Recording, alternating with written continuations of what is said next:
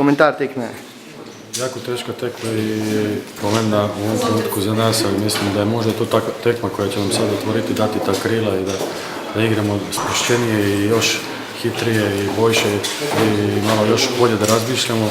Imali smo mi dobro odbranu i u prvom polčasu, međutim imali smo dosta dekoncentracije u protivnapadu i samoj završnici, tako da smo i zadnjih 4-5 minuta prosuli ono što smo pravili u prvom polčasu. Međutim, sabrali smo se i jako kvalitetno i dobro odigrali drugi polčas. Bilo je to i dosta potreba sa golmana koji su uhvatili par zicera veoma pomembnih, ali mislim da smo napokon uspjeli da preborimo neke bolesti i da naplaćujemo, da uspijemo da završavamo tekme u tim zadnjim trenucima što smo do sad često puta gubili, ali danas smo imali tu koncentraciju i znali smo da završimo onako kako nam odgovara.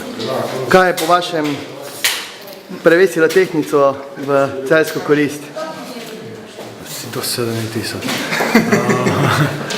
Da kažem, ta koncentracija u zadnjih 10 minuta je bila jako pomembna i tu smo izdržali psihološki i uspjeli smo na kraju da zabijemo neke vrlo pomembne golove što smo do sad lako ispuštali iz ruku. Čestitke.